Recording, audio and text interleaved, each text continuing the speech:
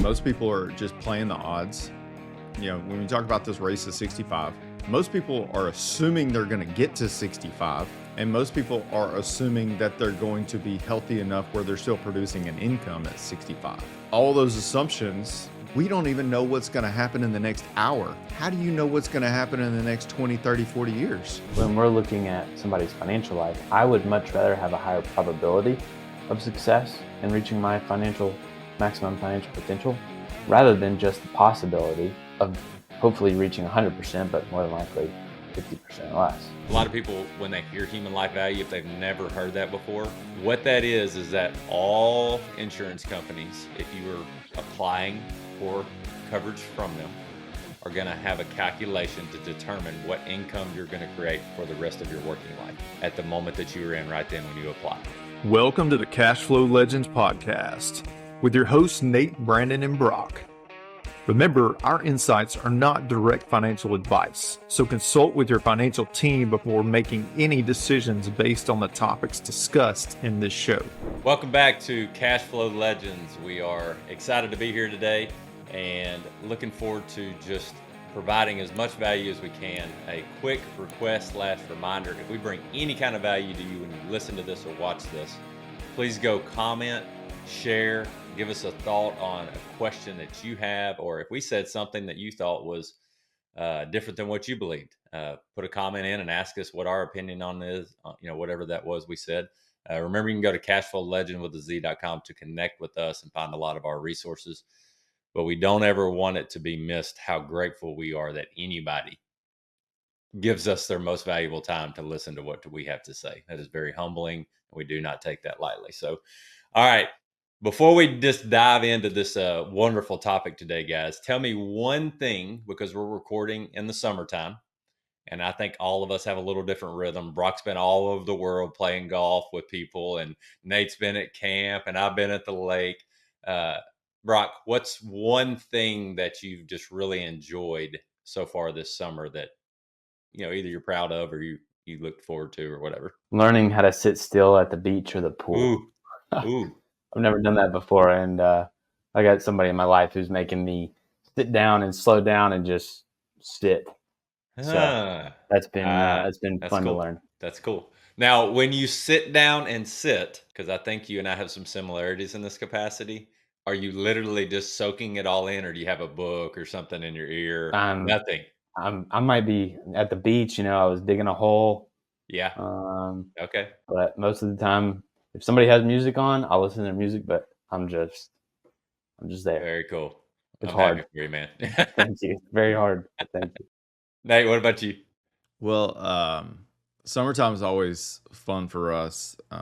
Being involved in youth ministry for as long as we have, and I say we, me and my wife, we serve at multiple camps each year. That's something that we get to do as a family. So the kids that we have that are school age, that are going into high school or in high school now, those are camps that we all get to do together, and it's a lot of fun. And so we just came off of one where two of our kids were with us. One of them's not old enough and one of them's too old. We are headed in the next couple of days to our final camp of the summer. Just a little side note, I'm now the interim youth pastor at our church, and so I'm getting the opportunity to work with a whole new group of kids, which I've gone to camp with them the last couple of years, just as sort of an adult sponsor. But now being able to really connect with them at another level, I'm excited about that. We just got back from our almost 2-week family vacation that we always go to the lake. And Brock, there's a lot of soaking it all in, and I don't do that well either. I don't sit still well, but it's definitely something I need to get better at, and I can see I am getting better at. And we had anywhere, I think, up to 35 or 40 people, and there's always about 20 to 25 that are our core family members. Really cool thing about tradition that I see, this is just a side note, is our kids love that time of year, and they love it because it's rooted in the things that we value the most: our relationship with the Lord, family time, fellowship, food, just having a good time. But a cool fact is that we figured out between my brothers, in-laws, my parents, and many others that I think we've been coming there, not even knowing each other, for close to 100 years. The same place. Wow. That's Yeah. crazy. Yeah, which is pretty fascinating. So it's a great reminder that the way the world used to be and carrying on tradition, there's a lot of good things that can come from that. And we're hoping that we can continue to do that for a long time. So it was a blessing. And anytime you're at the lake, you get to see God's creation. You're just reminded of the beauty of the things that He's created.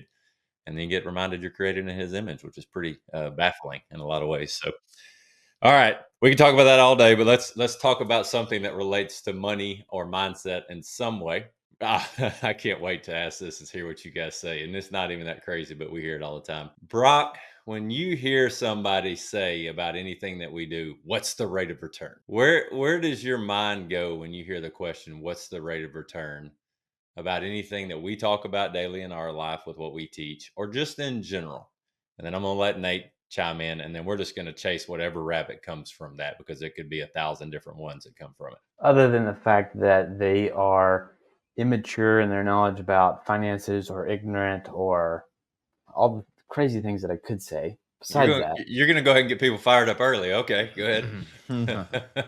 when your first question is always what's the rate of return, you don't have a very clear goal of what's happening or where you're wanting to go, and you don't really understand the physics of money or the economics of your entire financial life. Because I could probably beat somebody with a 0% rate of return through strategy than somebody who has just a simple 10% rate of return. Or put another way, I could beat somebody with 5% than with somebody who has 15%. We'll come back to that. Nate, hop in. Yeah, I think it's really the wrong question, because once you understand how money works, the economics, you start to figure out that the rate of return doesn't tell the story. And it can tell a really great story with just a simple number in the eyes of most people. But if you don't understand everything else that comes along with that, tax implications would be one, lost opportunity costs, all those things. Like, rate of return doesn't tell the full story. Really, when you boil it all down, the only reason why people care about rates of return is because they're trying to compare it to what someone else is getting. That is their that is what they're working against. And you hear this often: comparison is the thief of joy. Well, focusing on rates of return is probably going to steal your joy when it comes to building your wealth. So let's dive into that from both of y'all's points of view. The longer that I've had the pleasure of doing this and being around people way smarter than me and hearing them ask questions, I am mesmerized by this idea, this reality psychologically, of how we always try to solve problems with the same thinking that guide us to the problem we want to solve. It happens all the time where somebody's like, I'm going to get out of this hole with the same reasoning and mindset that got me into this hole. There is a word for that that's called insanity. And I am talking to myself. I'm guilty of this. This is why you have to have coaches around you. In fact, I'm on Brock's schedule here in the next month or so to look at my cash flow system with him, because I need a coach to be outside the jar to help me read the label that I say is most important for my life and the things I want to create. When we hear this whole idea of rate of return, let's first go to your thought, Brock. You said, I can show somebody how no rate of return or 3 separate 5% rates of return can beat 15% rate of return. Why don't you unpack that a little bit? Don't blow everybody's mind, but just unpack it a little bit to give clarity on what you mean. Yeah, so something that I talk about a lot of times is everybody is on this race to 65. Everyone's hope is they'll get a big, large rate of return so that one day, someday, they're going to have this large pile of money to start taking income from. If that's all you're shooting after, all you're looking at is a product approach. How do I buy one product that gets me this large enough rate of return that I'm going to have enough money to hopefully last in retirement? When in reality is, what if we could create something that I talk about a lot is security without scarcity and freedom for life. And so if you can create that with more certainty, with lower rates of return, because you're using a strategy over a product, is there any reason you shouldn't do that? Because when we're looking at somebody's financial life, I would much rather have a higher probability of success in reaching my maximum financial potential rather than just the possibility of hopefully reaching 100%, but more than likely 50% or less. On top of that, there's also, you want to talk about, everybody's like, oh, I can get 15% rate of return on my money. I got to have it invested all the time. Cash is trash. The only people I hear say that are the people who've never actually had the peace of mind of having cash sitting in a bank somewhere, whether that's in a bank or a whole life policy, and they have a large chunk of cash sitting there, because that peace of mind, that rate of return on the peace of mind is so much greater than anything you could get in an investment. There's a few things that come to mind. One is most people are just playing the odds. When we talk about this race of 65, most people are assuming they're going to get to 65, and most people are assuming that they're going to be healthy enough where they're still producing an income at 65. All those assumptions, we don't even know what's going to happen in the next hour. How do you know what's going to happen in the next 20, 30, 40 years? Like, there's so many just different variables, and that's why we talk about like the fallacy or the flaws in a traditional financial plan. It's assuming that this calculation can determine what someone's going to need one day, but there's too many variables. And so working from a place of protecting our income at the highest possible level first, really, before we go outside of that, making sure that we have the highest probability of success by protecting our income is going to be really important. The other thing I think of when we're talking about rates of return is when we're talking to investors, a lot of times they're not talking about the rates of return that they made on an investment. They're just saying, I made money on this. Because if they made money, they might calculate the rate of return or something like that. But for them, it's like, hey, I did this deal and I made money. And so now making that money gives me the ability to go do another deal and all that stuff and continue on. But so many of the people we talk to that that operate in our space and the things that we believe in with whole life insurance and everything like that, they just love the idea of the certainty of what they are doing. They have that forgetting about the rate of return for them actually brings peace of mind back to your side of the table. Yeah. Y'all, I didn't even tell you what I hope that you brought up. So y'all read the unwritten script really well, and that was peace of mind. And so I've really started having a whole lot of conversation. Instead of ROR, I'll put POM. What is the rate of return on peace of mind? If you have not had peace of mind, you would pick peace of mind over 25% rate of return if you've been getting it and you still don't have peace of mind. I had this conversation in the last month multiple times. Oh, my portfolio dove by X hundreds of thousands of dollars. I was like, did you have peace of mind that was occurring when that was occurring? No, it was awful. Were you able to buy more groceries for your kids while inflation is just eviscerating the dollar right now? No. Were you able to more concretely go be the best version of yourself while that portfolio was crashing? No. Were you able to do that when it was increasing? No. Why? And so average age right now for males roughly is 78, 79, depending on what you pull up. So if we think about this logically, guys, just forget everything that anybody listening that's traditionally thought money has to happen a certain way. Would we ever do anything where we say we're going to spend 75 to 80% of our entire life doing something with a ton of ifs, if? If this happens, if that happens, if this happens, if that happens, then I can do this maybe. For the hope of it working the last 10 to 15 years of our life if we live to average age expectancy. Or would you rather say, starting today, I can have a clear path to accomplish capturing my maximum potential to create the life I want now and see it clearly, where we're less worried about rate of return and we're more focused on peace of mind. Guys, I don't know if you're like me, but every time the peace of mind conversation comes up, it opens up this whole new portal to people's brains. Do you currently have peace of mind in your right this moment strategy that you're operating in? Well, most of the time people go, I don't have a strategy. None. Okay. I'm guilty of that. I'm not throwing stones. Nate and I are guilty of that. And if you don't have good coaching around you, you'll get off path quick and you'll look up and 6 months have gone by and you're going, what the crud have I been doing? So accountability is necessary for success. And the more certain we get in a behavior, the more momentum builds.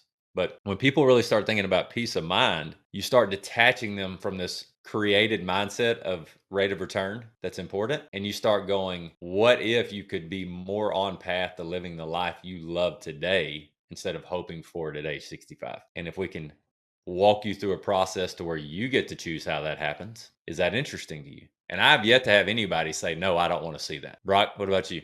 I wouldn't be in full agreement with you. I think something that I think about a lot of times is most people, like we talked about, are on that race to 65 and they're hoping for those big rates of return. But something that I learned from my mentor, Mike Isom, if you can remember and internalize the fact that your human life value is the source and creator of all your property value, then you'll understand that you are your greatest and number one asset. Your business or career where you produce an income is your number one investment. And wherever you relinquish control of your dollars, number one strategy is how do you keep that guarantee protected and liquid? If that's the case, what we can then see is we don't have to be worried about rates of return, whether that's internal, external, or eternal rates of return. It's much more of, hey, how do I continue to pour into myself, invest in myself to grow my income? And now I'm not necessarily focusing on an IRR on my investments. I'm thinking about the rates of return in my own life of the experiences that I get to have with my family and friends. Brock, I'm going to ask you to say that one more time. The part about your human, that Mike Awesome says, your human life value is you said something related to your value. Your Say it again. your human life value is the source and creator of all your property value. Your human life value are those things, your assets and liabilities, balance sheet of your human life.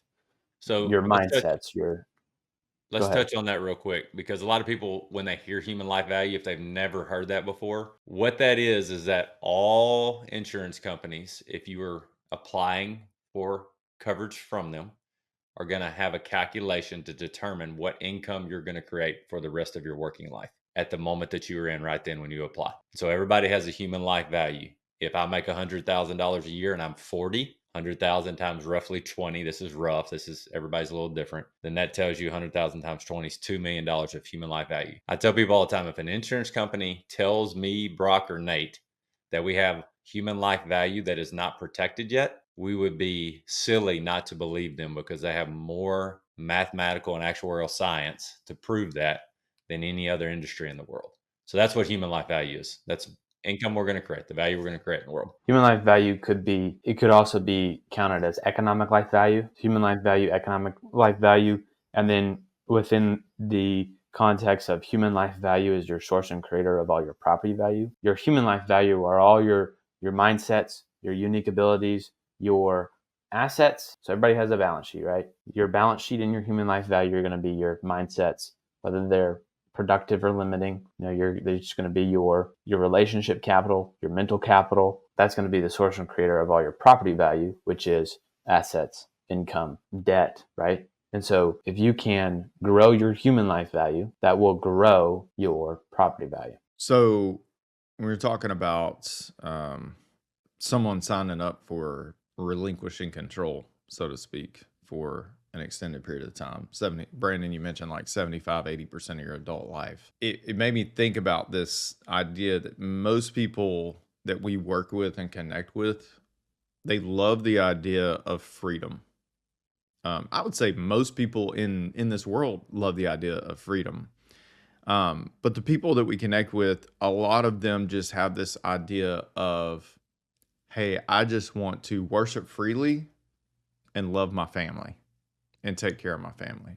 With that, what they don't realize is they have either directly or indirectly, voluntarily or involuntarily, partnered up with the government for a very, very long time through qualified plans and things like that. So once you're able to teach someone the realities of what that looks like, what we find often is people don't really like the idea of being partnered up with the government.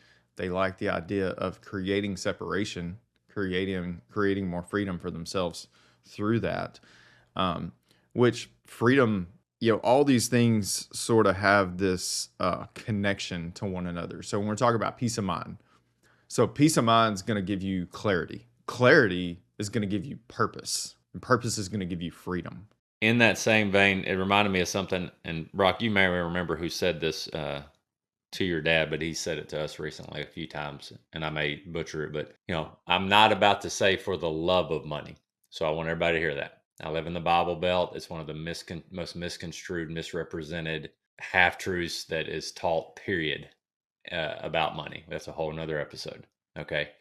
But if you do not love anything that provides value in your life, it will not love you later. That also goes for money. If money is the thread of any purpose we feel called to be a part of, wouldn't it make sense logically to be sure it is being treated in a way that allows us to serve the purpose that we feel called for our family, for our freedoms, as soon as possible? And so I'll teach this way sometimes when I'm talking to somebody who's having a real hard time separating from the partnerships that they thought were the only way to go with their money. Is I'll say, if in the next year to two, you're able to say these three things after I've looked at everything and we've been talking, having great conversation, what would be one of your main focuses that are important to you? It always comes back to what Nate just mentioned: more freedom of time, more time to spend with the things that matter to them the most, often a purpose that is really good for the world. Okay. It's a good thing, it's healthy. And I'll go, in your current financial situation, if you keep doing the things you're doing, will you be able to do that in the next year to 3 years? And they're like, no, because it's all going somewhere else. And I have no ability to make that be an accelerant to the things that I believe in. So I'll say, so you're telling me that if we could start having ways to get flows of money coming back to you, that would create more peace of mind and allow you to be more creative? Absolutely. So what is normally the thing stopping people? It's because, from my experience so far, it's normally because of the model they live in that they don't know they can detach from in many, many ways. I think it's the only way that you can do it. Guys, if I hear another time in the next year that I wouldn't know how to save if I didn't do it through my qualified plan, I may vomit. I mean, just really let that resonate. Now, that is not a knock on people saying that. That is just proof that the system is winning, because it has conditioned us to believe that you are not capable as a free human in America to make decisions that are better for you and your goals than the government, banks, or Wall Street. You're giving that up, which is the opposite of what our country was founded on. Okay, I'll get off my soapbox. What are y'all's thoughts? You're about to put me on my soapbox. I know, I saw you gearing up there. Um, man. So there's a big difference between. So let me back up. That quote, what my dad was saying, was from Bob Castellan, and he's not saying for the love of money, like loving your money, loving your. The quote was, "If you don't love your money today, how do you expect it to take care of you later?" And what he is not saying is, you're gonna love your money. That's all you got to do. And blah. No, what he's saying is like, hey, if you love your money in a way of, I'm going to take care of it because you've been called to be a steward, then you're going to do things that are right with your money. If you have trouble with the love of money, well, then that's where it steps into you becoming greedy, and you're always chasing a rate of return, and you're putting things to the side for trying to get a rate of return, whether that's income or assets or whatever it is. And that never turns out well. Yeah, more of an idol. More of an idol. And so a lot of times people, they want to talk about, oh, well, I need to do this or that when it comes to rates of return and saving for retirement. But I don't think many people realize how satisfying it is when, instead of getting a rate of return, you get a return of your money. Or put another way, instead of getting a return on your money, you're getting a return of your money. And when you can have money flowing into your life rather than just flowing out of your life, you're going to be in a much better position. Because you guys know this, most people don't know this, but there's a big difference between corporate finance and personal finance. In corporate finance, what they're taught is velocity of money. How fast can you keep money movement? That's pretty good when used correctly. How do you constantly move money? Because if you're constantly moving money, that creates a thriving economy. If everybody were to hoard their money, the economy would stop. That's what corporate finance is. But yet, on the personal side, they're going to tell us, hey, you can buy into miracle of compound interest. Just save 10%, chase 10%, and wait 30 years, and magically, poof, you've got wealth, because miracle of compound interest somehow kicked in at some point. But yet, the average retirement balance is like 330 grand for most people right now. Well, where's compound interest? Because it's not true. Nobody gets the miracle of compound interest in a brokerage account or a retirement account like they talk about. If the account goes up or down, or it has fees that are being taken out of it, it does not compound. Oh, we'll say that again. If the account goes up or down, that means at any point, compounding interest is not occurring. That seems a little different than what you normally hear. Yeah, because If you go meet any financial planner, if you go look at any of the charts anywhere, what you'll see is this big chart that just looks like an exponential curve. And so it was funny. We were at a event last week or the week before. I think it was last week when I was in New Jersey and Denver. There was a big thing on the screen and it was showing numbers and everybody was talking about how great it was. And I was like, wait a second. It said, yeah, but the lowest you could go is 3.25%. And everybody was like, whoa, whoa, whoa. What do you mean? Where did you get that? Because it was prime minus all the way up to like a point and a quarter. I was like, it was in the little print on the bottom of the screen. That's the same thing when you have those exponential curves that money managers and financial planners like to show you. I don't really care about the whole chart. Look at the little letters because it's going to say one thing in really bold letters that says past performance is no guarantee of future results. But in tiny little letters that's not bolded, that you're going to just look over, is this does not include taxes or fees. Next time you talk to a financial planner or a money manager and you see one of these charts, just ask them, hey, where are the fees coming out on this? Where are the taxes on this? Because that changes the entire story of what's going on. And that will tell you exactly why retirement plans don't work. And most of the time, if all you're doing is putting money in the stock market in a brokerage account, you're not going to be wealthy because there's nobody on this earth that has become wealthy by dollar cost averaging into some brokerage account. Oh, yeah. I'm off. Thanks. Thank you. That was good. I wasn't gonna say this, but now it's come up. I have to. So, financial advisor wants to know what I do. Tell him, well, our business specializes in the infinite banking concept. He goes and Googles it. His comment back was, well, I guess that's good for people who are financially illiterate and undisciplined. And my thought was, that's exactly what I was thinking about you, but whatever.